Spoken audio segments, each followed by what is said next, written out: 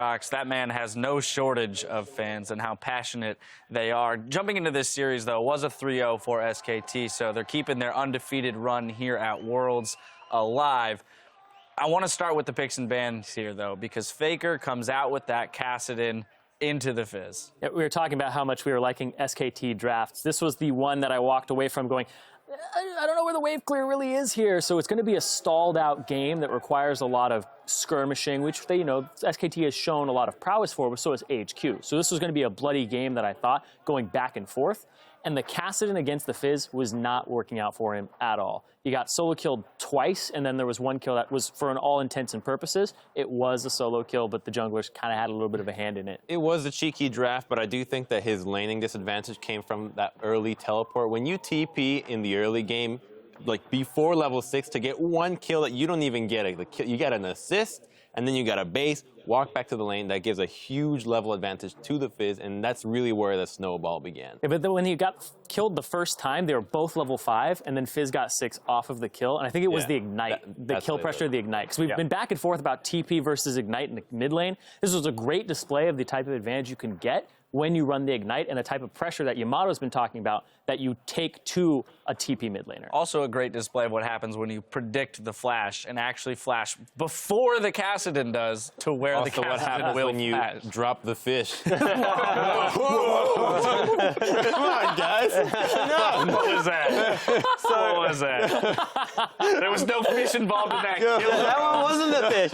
One thing He got it the next kill, though. He used the fish the next kill. All right. One thing I do want to point out is that the Fizz matchup against Kassadin is actually really, really easy for Kassadin to set up ganks. And I want to give credit to Westdoor here and how well he played this, because generally when you're Kassadin and you trade with your Q, the reaction from Fizz is that he wants to jump in and trade back with his E, and what that does is it sets up these weird slow pushes and Kassadin freezes in front of his turret, and it's actually super frustrating as a Fizz player to play against something like that. But what Westdoor was doing was refusing to trade in the first 3 levels, and he would jump out of it, and then he actually got the freeze in front of the turret after the teleport came in, and even though he didn't have level 6, he would have hit it eventually first anyway, just because of how well he manipulated that wave. And that's just something that really good Fizz players will do, be able to trade outside of the wave and get a small advantage like that. So credit to Westdoor. He didn't have the best first couple of games, but that game 3, he certainly did do a pretty good job at the start of the game of being able to dictate the pace as a Fizz player like you should be able to do. Also, happy birthday to Westdoor. It is his birthday today, and what present would you want more than solo killing Faker Multiple twice? times. Multiple times on your own accolades. So once again, happy birthday, Westdoor. The game result wasn't the best for you, but your performance was still very good. Yeah, the next thing I do want to move into, though, is the performance of AHQ as a whole. In this game specifically, they're arguably their most competitive game against SKT, but really this whole series, we do have to look at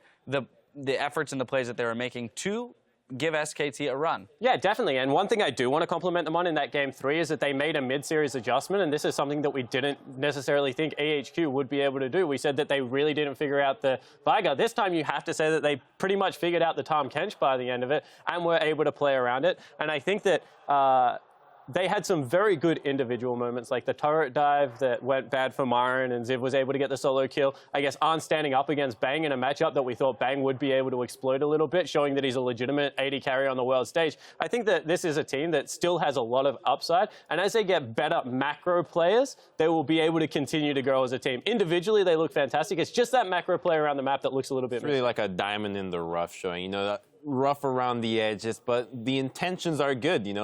They want to do the right plays, but they're just fumbling it here and there, particularly that final call to the Baron. You got 4 dragons to yourself. Relax and really bring yourself back into the game, because that's something that comes with experience. You know that you have the upper foot in this game. Don't go for that Baron. But I also want to say that's what makes AHQ so fun to watch. Like, you never know what they're going to do, man. Sometimes it's frustrating, but if they paid off, you would have been like, what the heck is going on? In Worlds, though, you got to put fun aside and try to go for the ultimate play, because ultimately they wanted to say, if we want the championship, we're going to have to beat SKT. I mean, to make a case to the opposite, or to his point, I mean, Salty Timo is fun to watch. So There's a case, the stream Salty Tivo. Do you not know it? But anyway, I digress. I digress. If you're not aware, I've never heard of this. I'm thinking about like the AHQ versus Fnatic game. Like to me, like it was a very degraded game. In the end, it was just people running at each other trying to like. But what a great game of League of Legends! Like from a spectacle point of view, to be able to just see raw mechanics on display like that. It's like it's not perfect League of Legends, but it is very entertaining. AHQ is out. It was a valiant effort put up by a team, who made it to the top 8. So as you mentioned, they're better showing than they had last year, and they were up against a tournament favorite. So good on them. Now I want to look at SKT moving forward. Again, this is a team that undefeated hasn't been forced to show too much.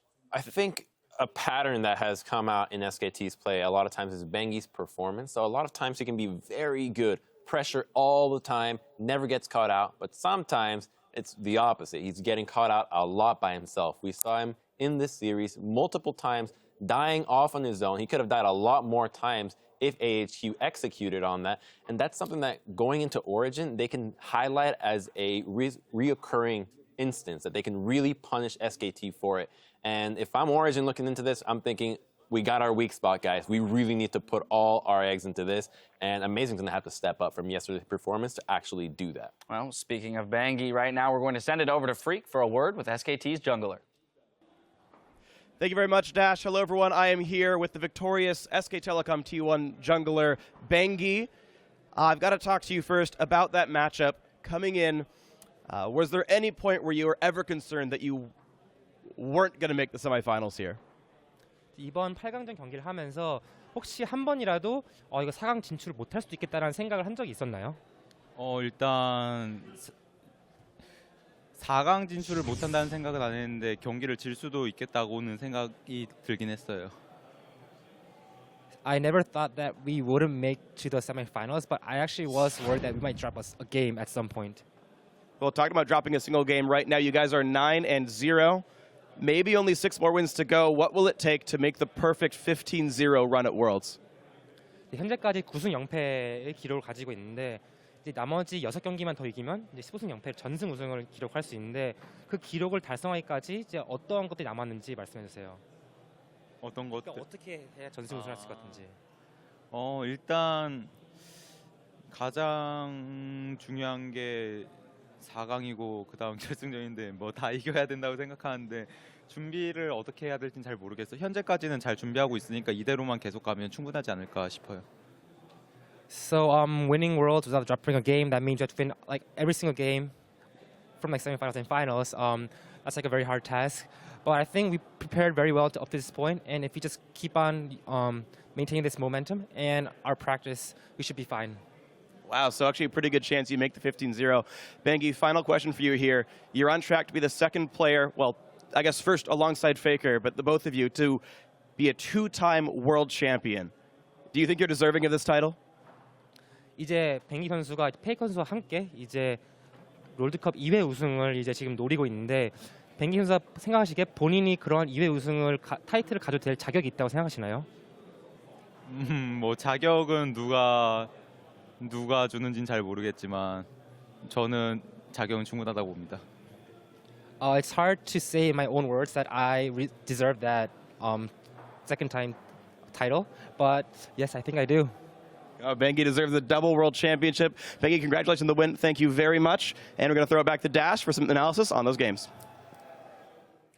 Thank you, Freak. We'll get into how they might perform later on in the tournament in just a second, but I want to talk about today's series and the fact that we have to acknowledge Wolf, who had a big day on the Rift as he unbenched the Kench and claimed our Player of the Series honors. I was talking about it earlier where after MSI, a lot of eyes were on this guy to perform, but he has stepped up, and now on the world stage, we're seeing a different Wolf than we were seeing at MSI the last time he was playing internationally. His Tahm Kench, great champion for him. He seems to know this champion in and out, and he had some really good ultimate plays there. The one that stuck out for me was the one where they dove the bottom lane turret, because he had an understanding of this champion where when you dive, the person in your belly actually gets turret aggro first. So the Tristana took aggro, then he was devouring him afterwards to spit him back out again. So they were doing great swapping there. He's shown a lot of intricacies on that champion and stepped up. And we've given Bang credit throughout this entire tournament. I'm going to say that this was actually one of Bang's worst performances, and he got caught out a couple of times. You saw it on the screen there. He face-checked a brush with Tristana.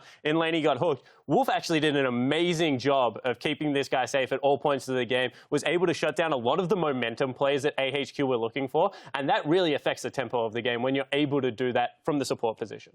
And it's worrying for Origin to see a new champion come out knowing that you're probably going to have a red side for large majority of the semis, and now you got to ban Camkench. That's another guy to put into the table. The Rise, the Fiora, like where does it end? Yeah, if you're on red side and you're already banning more GP, it's hard to attack this SKT team. Yeah, and a little bit before, it used to be you can target Wolf a little bit, get his Alistar out of the picture, pick your Braum, get Janna out of there as well.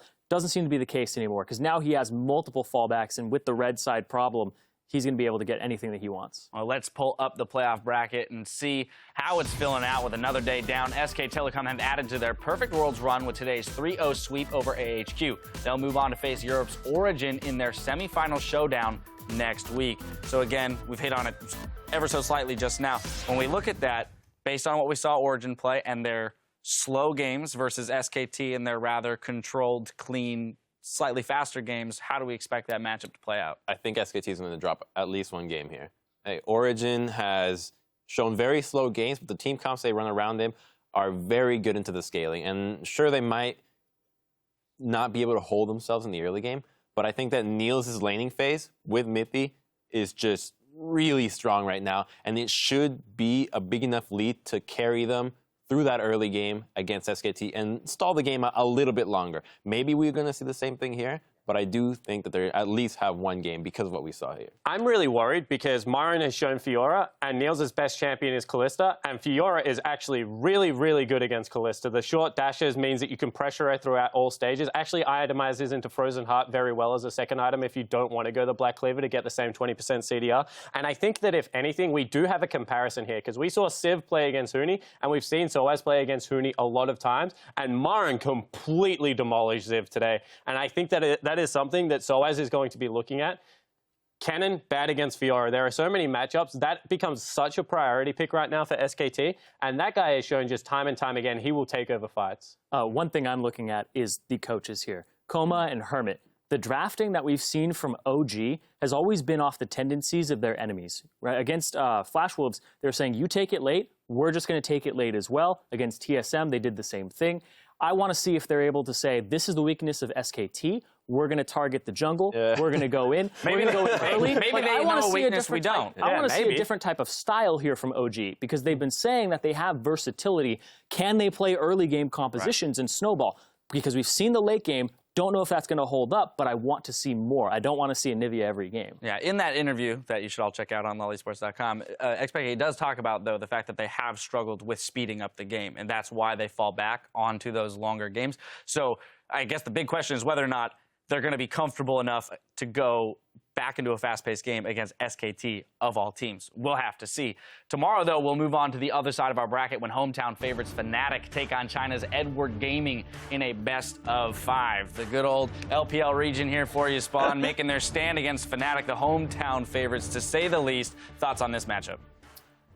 It's going to be really interesting. This is, like, once again, another MSI rematch that we saw, and the difference is that it's now Reckless playing in the AD carry position, and that's going to be super fun because it's like EU deft versus actual deft, and I think Reckless is a really good AD carry at this point. He does a lot for his team, so I'm really interested to watch this bottom lane play out. I love the AD carry role because people thought it was the weaker position coming into this tournament, and we've seen so many AD carries step up and do great things. So I just want to see how that plays out. Yeah, and you're talking about the weakest position.